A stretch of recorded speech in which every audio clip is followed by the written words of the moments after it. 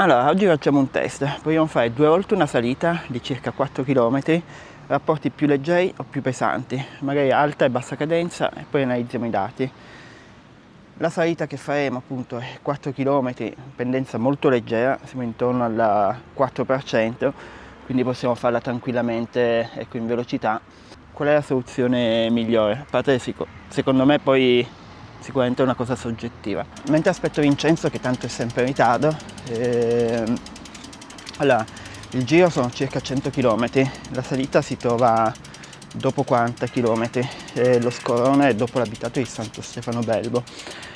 A livello nutrizionale pensavo fino a Santo Stefano, quindi quando mancheranno circa 10 km della salita andrò solo di liquidi, quindi ho 2 borracce a 90 grammi di carbo l'una. A Santo Stefano provo a prendere il primo gel da 45 e poi proseguiamo. Allora, l'idea è di fare la prima salita con corona piccola, così non mi affatico a livello muscolare, e poi discesa, e poi si riprende dopo circa 10 km la stessa salita, stavolta con corona grande. Vediamo, sarà più un test in realtà a livello di sensazioni, poi tornato a casa scarico i dati, lo farò naturalmente alla stessa potenza, quindi cerco di tenere qualcosa che so che posso mantenere, quindi 240 watt.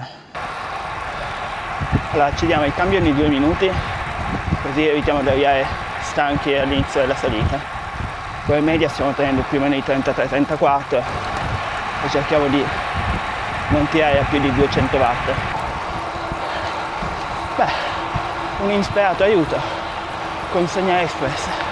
E niente, ti viene il sangue al cervello, Allora, ho fatto il calcolo. Allora, tra le 2 borracce ho 180 grammi di carboidrati. Arriviamo alla salita dopo 1 ora e 10 più o meno. Se consumo una borraccia è come se avessi preso 2 gel, quindi a Santo Stefano non lo prendo. Arriviamo alla salita dopo 70 minuti.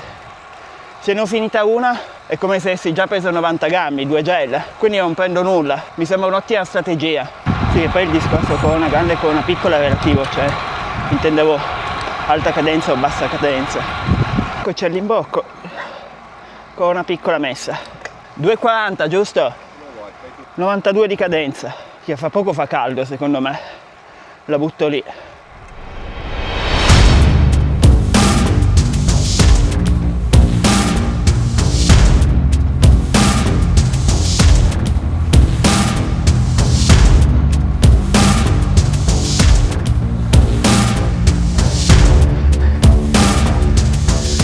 La parte pendente del primo giro è finita, il secondo giro inizia, fa 15 km. Ok, qui si prende il secondo passaggio. Adesso hai preso un altro gel, vero? Ok. Ma sì, Vince, sfruttiamo la nostra intelligenza tattica. Non cercare di prendere subito quello davanti, che ti conosco. Prima ti sei ingarellato col pakistano di Glovo. Per fortuna che l'ho filmato.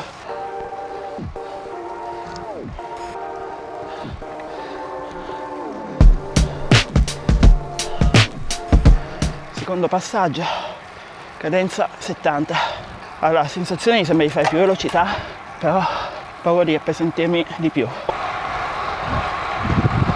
Allora, abbiamo fatto anche il secondo giro, abbiamo finito adesso la seconda salita. Adesso ci fermiamo, meritato caffè, 60 km, siamo ai 29 di media, quindi viene niente male. Abbiamo circa 800 di dislivello. No, stiamo viaggiando. Corsa in corso. Gioco di parole. Comunque posso dire, tutti i paesi dovrebbero avere un baretto così. Allora, sensazioni. Preferisco con la cadenza alta, sincero.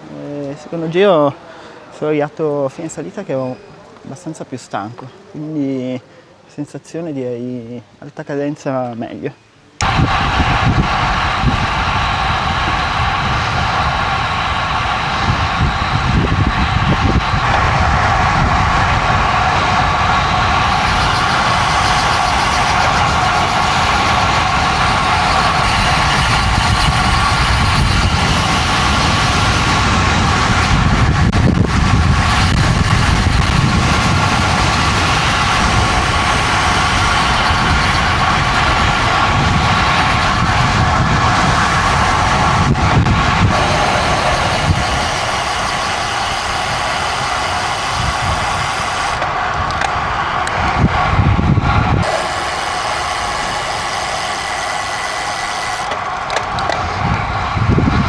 lui fa scrilanci in discesa, mannaggia la morte.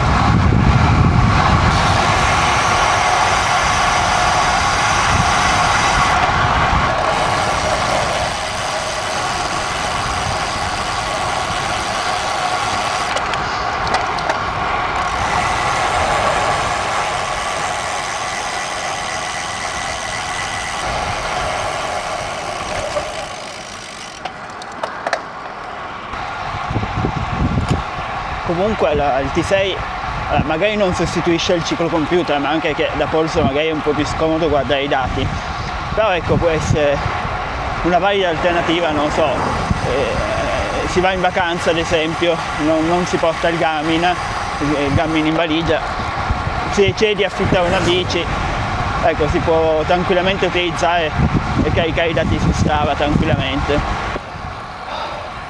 Ok, giro terminato. Bello impegnativo, comunque in linea di massima preferisco l'alta cadenza in salita,